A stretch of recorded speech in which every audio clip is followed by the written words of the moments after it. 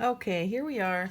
Kind of taking a step back. This is just a picture of a dog that I got from, I think it was just an ad in the magazine.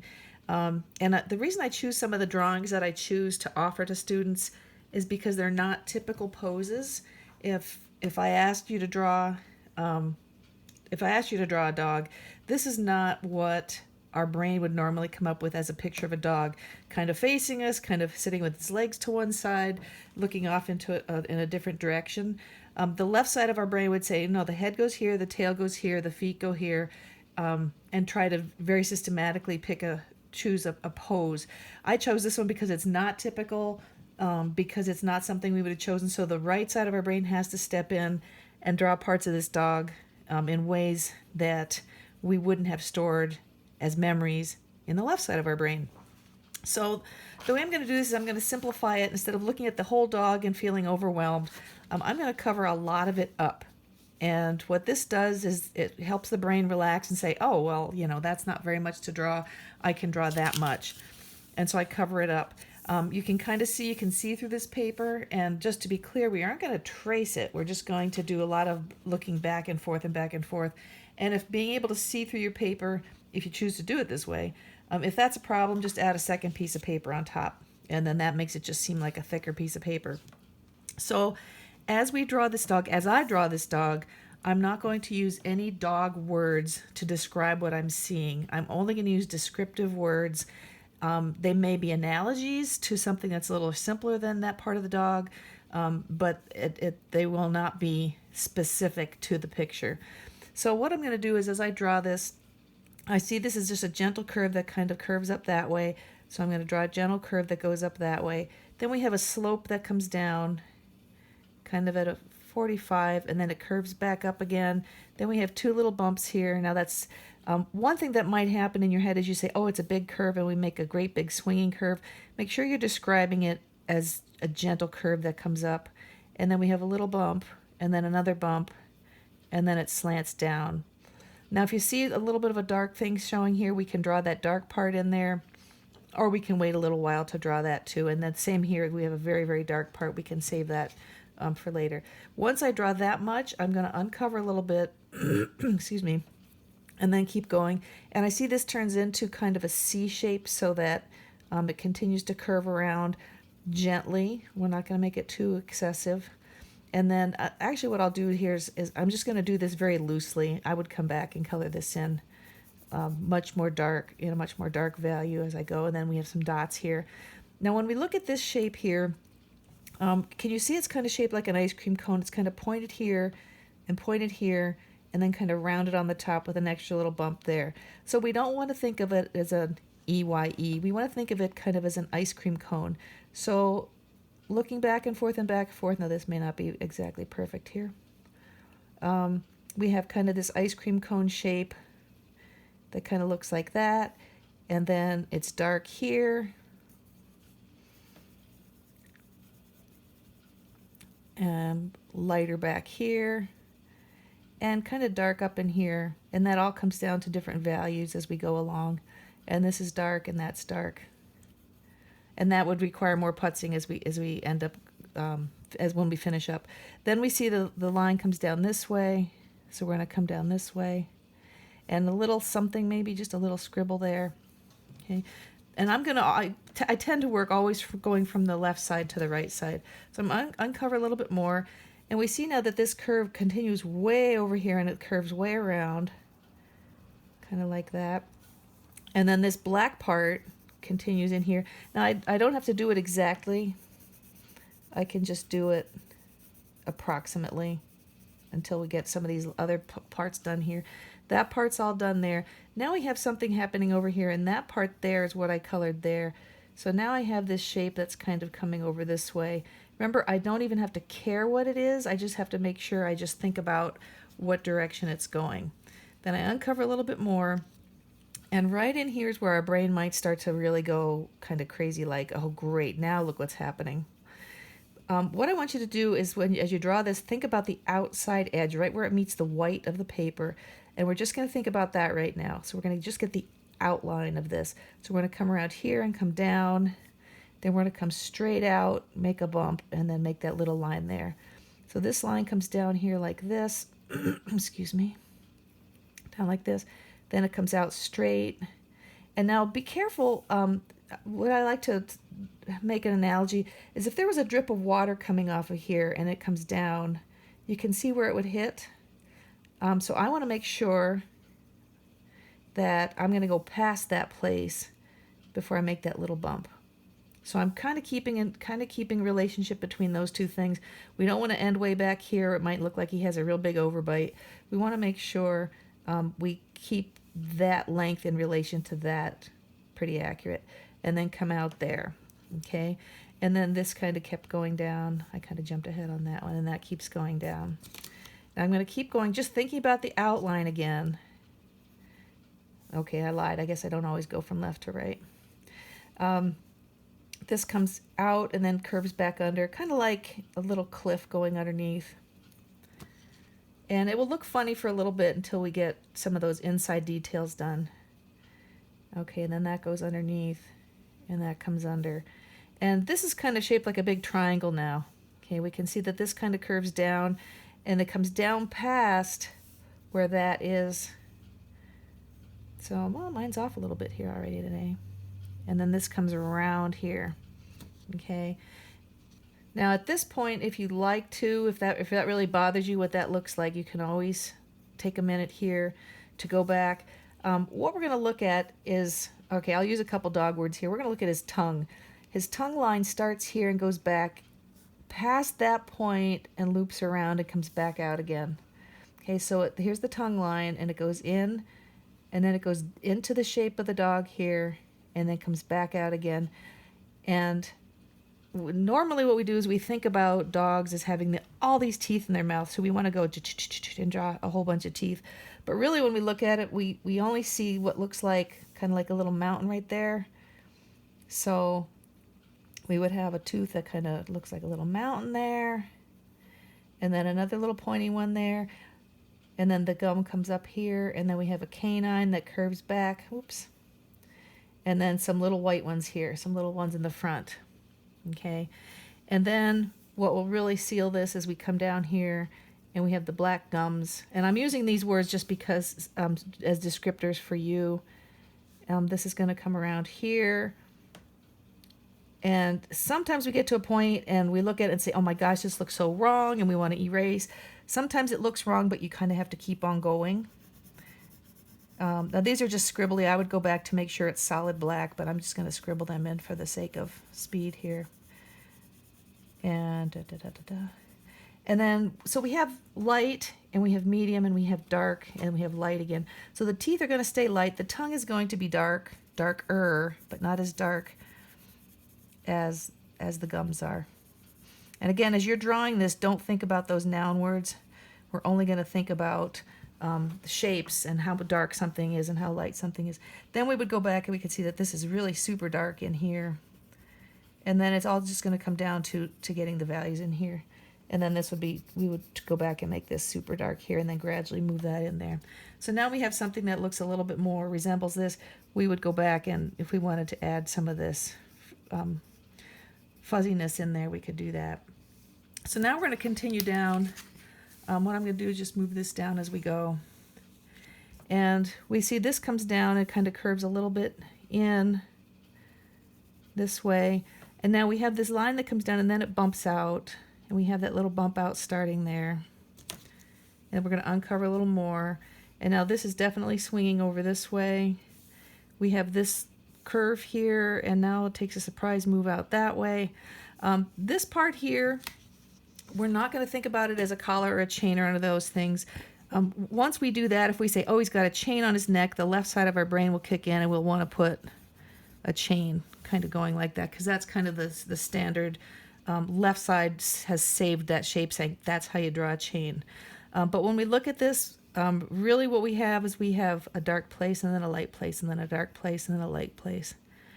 And so we have something that resembles a little more of just kind of a light, dark, light, dark, light, dark. Oh, actually, I would have gone down a little more. And then over here it just kind of vanishes too. It goes underneath there. And then we have the one ring coming this way. and the one ring coming out here. And then we would go back and we would adjust that to say there's light places and dark places there. But it does come up around here, and I would probably use the side of my pencil a little more to get kind of like light, dark, light, dark, light, dark as it vanishes in there. And putz around more with that. Then we're going to go down a little bit more, and we can see now we have this kind of still slopes very gently, but then it comes back in. So it comes out, and then it comes back in. Over here we have this bump we've been working on, and we can kind of see this is all kind of tends to go over this direction. And now look what happens here. This comes in and comes out again. Okay, we're just working on the very outline. We're not going to worry about any of the interior texture or values in there. Now we have a very gentle bump out, and then this is really starting to slope off to the side. So we have this bump, and then we have this bump, and we have a little notch right there, and then this continues going out that way. And now this one keeps coming down straight here. Whoops, we run out of room, haven't we? See if we can see both of those. What I'm going to do is I'm going to flip this way so that you can see both in the picture. So we're sitting right about here now, and now we have this piece that comes out here, and it comes back in, and then straight across from there we're coming down here, and then this is slanting out, and we have this part coming down here, and then over here we have this part kind of slanting that way. Okay, now this part down here is the part that's going to cause you the stress, because in the left side of our brain, what happens is we say, oh, it's paws. I've drawn paws before. And immediately as soon as you say the word paws, the left side of your brain gets engaged, and it says, oh, I know how to draw paws. We've drawn paws before. And I've seen it so often that students will work on this top part and get this beautiful dog. And then when they get down here, the left side says, this is how we draw paws. Oops, I'll do it up here. Because this is how we've drawn them before. We know that there's bumps, and there's like 3 of them. So we want to avoid thinking about these as paws. Instead, let's look to see where these shapes go. So this came down, and actually should come out there a little more, and comes down. Now we have a little bump, and then a really flat bump, and then another flat bump, but not quite as long. So we're going to go a little bump, and then a kind of a flat bump, and then another one not quite as long. Now here's the part where it gets real interesting to see how sometimes artists look at things to figure out how to draw shapes. The spaces in between all of these shapes, these are the main shapes, and the spaces in between these white shapes are called negative space, and those are real shapes. Those are, in real life, those are real shapes, and they can help us figure out how to draw these shapes. So when we look right here, we can see it wouldn't take much for us to add just a line here to see that shape like almost like an ice cream cone. Okay, so don't think about these shapes, think about the shape in between. So I'm going to come down here, and I'm going to make a line that goes up the ice cream cone, makes that nice curved part with a little bump, and then a little curve, and then another little curve. So I didn't even have to think about drawing these things. I looked and I said, I'm going to draw part of that ice cream cone. Now I've drawn that bump, and now we say, okay, there's a bump. And remember, we're just looking at the outline and where it bumps up against the white. Now when it comes to this shape here, one of the things that can really help us is if you look at this and picture it being upside down, we have a boot. So here's the ankle of the boot, here's the toe of the boot. It's upside down, of course. Bottom of the boot, and then the heel and the back of the boot. So we're going to think about drawing that boot. So we're going to draw the ankle of the boot, the toe of the boot, the bottom of the boot, and then the back of the boot. Now what we've done is we've just identified the 2 edges of the paws without even thinking about them because we drew the negative space in between. So here's where we get that shape that the left side likes to save and say, hey, there's how we draw these PAWSs. But here we have a bump and a teeny little bump, and then a nice round bump and a little bump, and then another little bump, oops, and another little bump. Now we come to the next section that's between these 2 shapes, and it wouldn't take much for us to see that that's shaped like a marshmallow. So now I'm going to draw the marshmallow, and we can see that compared to where the sole of that boot is, the marshmallow is just a little bit lower. So we're going to come up here, draw that part of the marshmallow, and that part of the marshmallow, and that part of the marshmallow.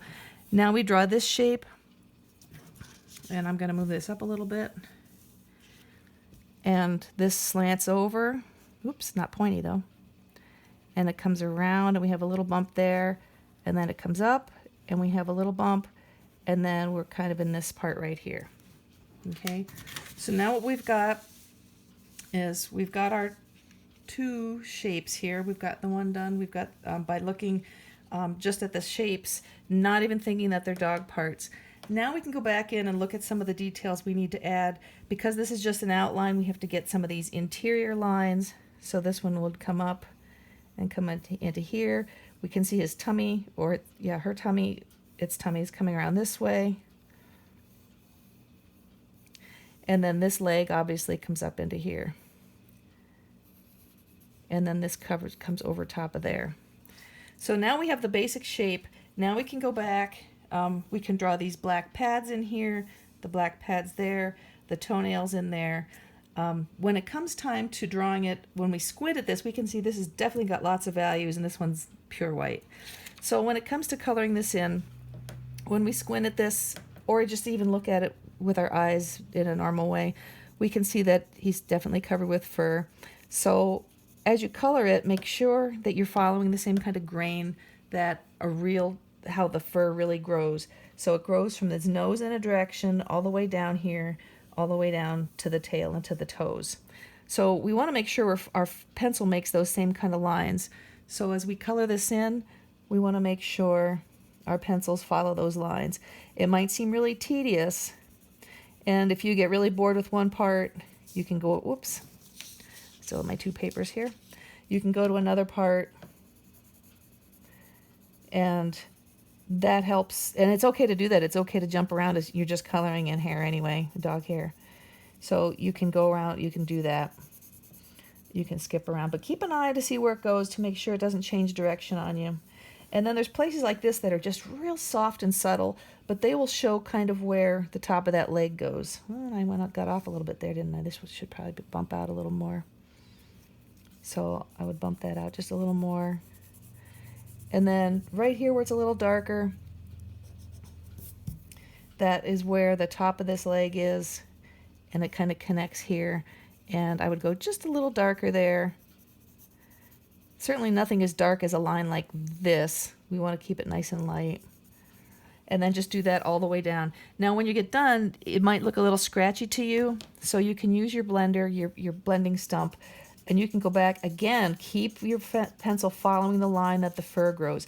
You don't want to, and I'm sure you got this.